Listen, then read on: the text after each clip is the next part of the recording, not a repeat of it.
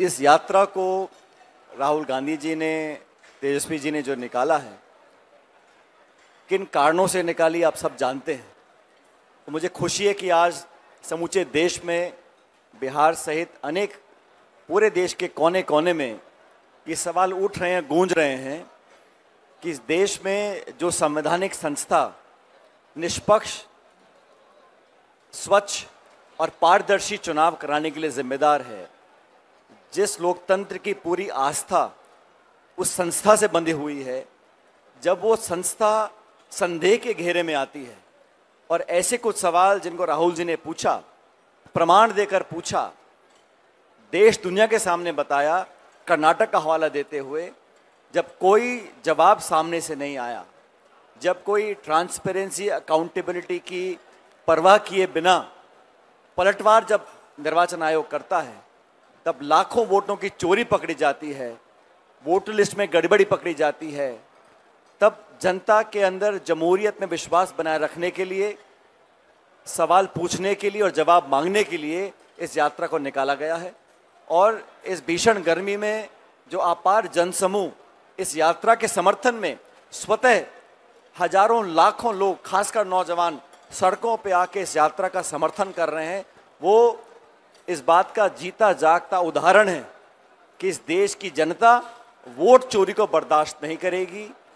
Voter list से, SIR के नाम से कुछ और हवाला देकर जानबूझकर टारगेटेड लोगों की वोट काटना और टारगेटेड वोट जोड़ना, अनेक उदाहरण ऐसे हमने भी दिए, राहुल जी ने स्पष्ट करके बहुत से उदाहरण जनता के बीच प्रस्तुत किए। लेकिन दुर्भाग्यपूर्ण है, सबसे पहली बात, मुख्य निर्वाचन आयोग की जो चयन प्रक्रिया है उसमें प्रधानमंत्री, नेता प्रतिपक्ष और चीफ जस्टिस थे।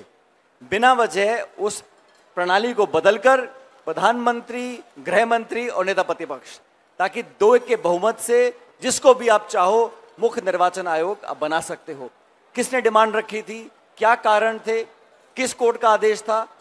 पहली बात, निर्वाचन आयोग ने वोटर लिस्ट में जो गड़बड़ियां करी और उसके बाद सीसीटीवी फुटेज को नष्ट करने का जो निर्णय लिया, वो किसकी दलील थी, किस मतदाता ने मांग रखी थी? आप वोटर लिस्ट पार्टीज को नहीं देंगे, और जब सुप्रीम कोर्ट ने आदेशित किया निर्वाचन आयोग कि कांग्रेस पार्टी को वोटर लिस्ट दीजिएगा, उसी दिन अपने नियम बदलकर कहा कि हम बाध्य नहीं है, हम वोटर लिस्ट नहीं देंगे। आप वोटर लिस्ट देना नहीं चाहते, आप सीसीटीवी फुटेज जो है कैमरा की वो नष्ट करना चाहते हो, आप जवाब देना नहीं चाहते, उल्टा आप हल्फनामा मांग रहे हो। अगर निर्वाचन आयोग राहुल जी के कथन पर जांच करता और निष्पक्ष जांच के बाद बोलता हमें कुछ नहीं मिला, मैं बात मानता था, जांच करने को तैयार नहीं, लाखों लाख लोगों को वोट से वंचित रखने की अगर कोई तैयारी कर रहा है, तो वोट के अधिकार के लिए, इस देश में लोकतांत्रिक प्रणाली को स्थिर रखने के लिए, और इस देश की जो निर्वाचन आयोग वाली संस्था है, उस संवैधानिक संस्था को नीतिगत तरीके से जो खोखला करने का काम किया जा रहा है, उसके विरोध में तमाम हमारा गठबंधन आज सड़कों पर है। और मुझे खुशी है कि सारे हमारे गठबंधन के जो दल हैं, सिर्फ नेता नहीं, कार्यकर्ता भी कंधे से कंधा मिलाकर इस बिहार की सरकार और केंद्र की सरकार के खिलाफ मजबूती से डटे हुए हैं। बदलाव की लहर पूरे बिहार के अंदर है, और बिहार में जो शासन चल रहा है हम सब ने देखा है, लूटपाट, फरोती, तमाम सीएजी की रिपोर्ट आ गई, हजारों करोड़ का उसमें गबन दिखाया गया है, पेपर लीक हो रहे हैं, नौकरी मिल नहीं रही, उद्योग ठप पड़े हैं, किसान हाहाकार मचा रहा है, शिक्षित नौजवान बेरोजगार घूम रहे हैं। इस व्यवस्था को पलटने के लिए इस यात्रा को निकाला गया है। और जब बिहार के चुनाव आएंगे तो बिहार वो जमीन है जहां राजनीति खेत खलियान में, गली मोहल्ले में, छोटे बड़े शहर गांव में हर लोग जानते समझते हैं।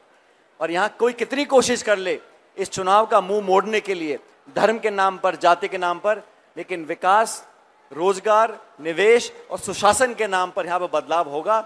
और ये मेरा संपूर्ण विश्वास है कि आगामी विधानसभा चुनाव के अंदर हमारा गठबंधन स्पष्ट बहुमत लेकर एक परिवर्तन लेकर आएगा साथियों। और परिवर्तन सिर्फ सत्ता का नहीं, व्यवस्था का परिवर्तन है। बेरोजगारों को नौकरी मिले, वंचित लोग हैं, दलित हैं, पिछड़े हैं, आदिवासी हैं, गरीब हैं, किसान हैं, उनको अधिकार मिले। आज जो सिर्फ भाषण देकर लोगों को भ्रमित किया जा रहा है, उस परंपरा को रोकना होगा। अमेरिका ने जो टैरिफ लगाए हैं उसका कोई जवाब भारत सरकार के पास नहीं है। सही तो ये होता, जब पता था कि इस प्रकार की परिस्थिति पैदा होगी, एक पैकेज तैयार करते।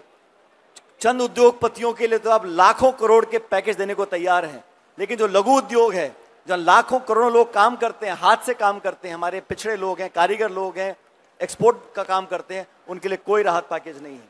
ये सरकार ने सिर्फ, अब लगभग 11 साल हो गए, इन 11 सालों में सत्ता हथियाने का काम किया है, वोट चोरी का काम कर रहे हैं, यह पूरा देश जान चुका है। और बिहार से एक उम्मीद लगी है, यहाँ पर जो जन समर्थन यात्रा को मिल रहा है, राहुल जी को, तेजस्वी जी को, उस समर्थन का मतलब यह है कि बिहार सहित पूरे देश के लोग समझ चुके हैं कि हमारे वोटों के साथ चोरी होने की संभावनाएं बहुत प्रबल हैं। उसको रोकने के लिए समूचा मुल्क, सारे जनमानस, हम सब इकट्ठा होकर संघर्ष करेंगे। और आने वाले समय में अभी बहुत से भाषण होंगे, बहुत एनडीए के नेता आकर यहाँ बातें बोलेंगे, लेकिन कोई अपने बिहार के श्वेत पत्र जारी करने को तैयार नहीं है कि कितना हमने निवेश किया। मुझे याद है प्रधानमंत्री जी भाषण दे गए थे, इतने हजार करोड़, उतने हजार करोड़, इतने लाख करोड़। कहाँ है वो पैसा, कहाँ है वो पैकेज, कहाँ है वो उद्योग, कहाँ है वो नौकरियां? ये सारा सवाल जो है जनता पूछ रही है। हम लोग विपक्ष में हैं, हमारा दायित्व है, जिम्मेदारी है और अधिकार है सवाल पूछने का, संसद के अंदर, विधानसभा के अंदर और सड़कों पर। और केंद्र और राज्य सरकार के पास कोई जवाब नहीं है, इसलिए इस यात्रा को बहुत सफल हम लोग मान रहे हैं। कुछ दिनों में यात्रा का समापन होगा, लेकिन जो जन समर्थन मिला है, और सिर्फ बिहार में नहीं, आज आप सबके माध्यम से पूरा देश देख रहा है, जिस मजबूती से राहुल गांधी जी ने इस बीड़ा को उठाया है, हम सब, पूरा देश उनके साथ है। और अंत में सत्य की जीत होगी, वोटों की चोरी बंद करनी पड़ेगी, निर्वाचन आयोग को जवाब देना पड़ेगा। और हम सवाल पूछते इलेक्शन कमीशन से, जवाब देती है बीजेपी। ये मैंने पहली बार देखा है। इस प्रकार की व्यवस्था लंबी चलने वाली नहीं है। और अंत में आज एक हिंसक वारदात हुई है प्रदेश कांग्रेस कमेटी के मुख्यालय पर। मैं समझता हूँ ये बहुत निंदनीय है। इस प्रकार हिंसा का सहारा लेकर विपक्ष को डराने धमकाने का काम जो किया जा रहा है, वो कभी स्वीकार नहीं किया जाएगा। ये महात्मा गांधी की पार्टी, कांग्रेस पार्टी, और हमने हमेशा कहा है कि राजनीति में अभद्र भाषा का और हिंसा का कोई स्थान नहीं है। लेकिन जो घटनाक्रम हुआ आज पटना में, उसकी हम निंदा करते हैं, भर्त्सना करते हैं, और उम्मीद करता हूं कि सरकार अपनी नींद से जागेगी, इस प्रकार की घटनाओं को रोकेगी और दोषियों पर सख्त कार्रवाई करेगी।